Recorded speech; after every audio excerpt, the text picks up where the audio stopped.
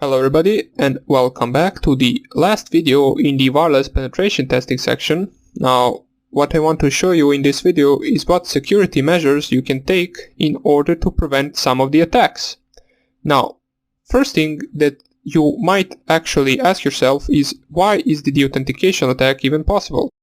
Well, there is not really a measure that you can take in order to prevent it, but there is a certain version which is 802.11w, which you can switch to in order to protect yourself from the deauthentication attack.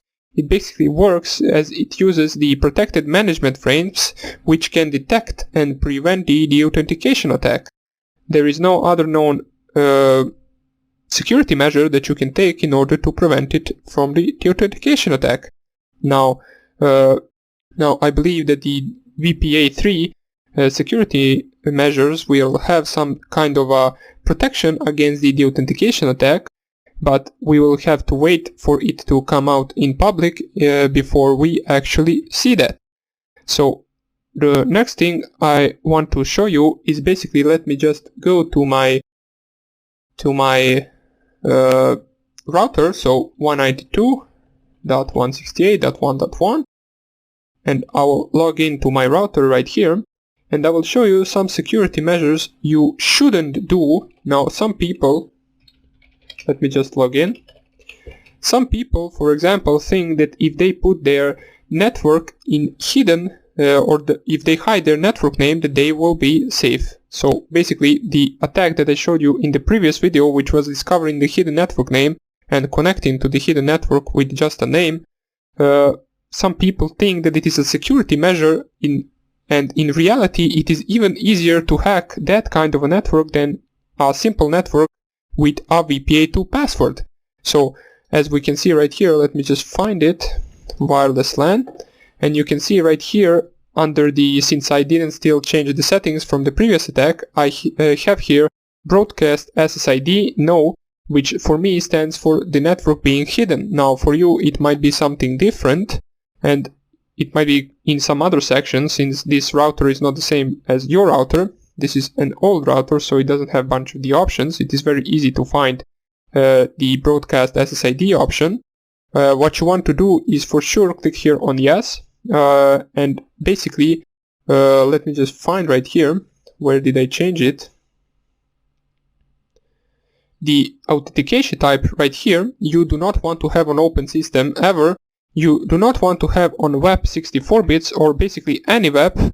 You most likely for now on want to have on VPA2 minus PSK for private share key. So you want to have a password for it, and you want to have a strong password for it. So mix the symbols, numbers and letters and make it as long as you can, and also remember it.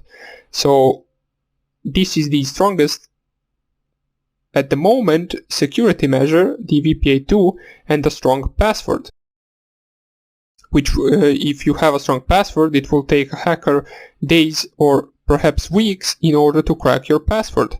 The longer the password, the harder for it. The longer the password and the more symbols and letters and numbers it has, the harder it will be for the hacker to crack it. If you have a password of only, for example, numbers, it will be very easy to crack it for anyone with a little bit of knowledge.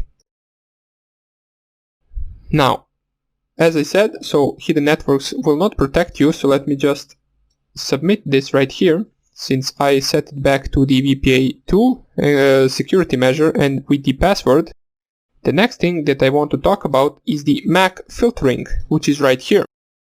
Now, you might think that the MAC filtering will be enough to actually prevent a hacker to get into your wireless network. Now, it might be enough if you also specify the password for the wireless, but if you only put the MAC filtering without the password, basically anyone with a little bit of knowledge, and for now on you as well, can change your MAC address, as I showed you even before how you can do that, and with the changed MAC address you can basically bypass the MAC filtering. Now, if you have to use a MAC filtering, there is basically a blacklisting and whitelisting. Blacklisting is basically blocking a certain MAC addresses from connecting to a wireless access point, and whitelisting is allowing certain MAC addresses to connect to a wireless access point. Now, it would be better to use a whitelist, but both of them can be cracked very easily, as we can just run the AeroDump program and see the clients connected to the network and see their MAC addresses.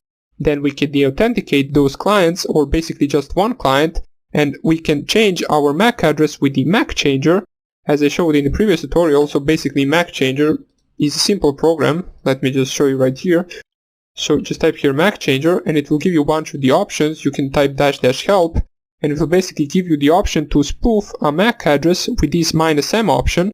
You can type any MAC address you want, and basically you would type the MAC address of the client that is connected to the wireless access point that uses the whitelist, and basically then you deauthenticate the client and you connect with his MAC address. It is simple to bypass. Another thing that you shouldn't do, or basically another thing that you should do, is if you want another security measure, you could use the enterprise wireless. Now, the enterprise, you might ask, why should we use that? Well, basically every user has different password in enterprise.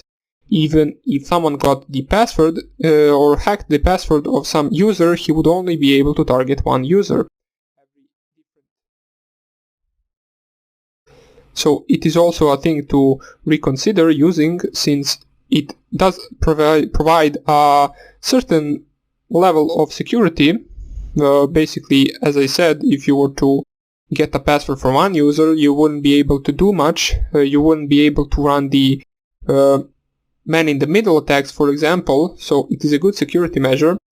But I believe not many of us, or basically almost nobody at home, has the wireless enterprise. So you can reconsider using that, and that would be it for the preventing the attacks that we covered right here. Now, hopefully the VPA3 will provide us with a lot more security, even though the VPA2 is enough. Basically, the VPA2 will provide you enough security if you use a strong password. If you use a weak password, not even VPA3 can prevent the wireless access point getting exploited or compromised. So that would be about it for the security measures. With this we finished the wireless access point section, or basically hacking the wireless access point. We will also cover, as I said, the evil twin attack later on. We will do it manually. I'll show you what all the files you will need to do that, but more about that later on. And we will continue hacking in the next lectures. Hope I see you there, and take care. Bye.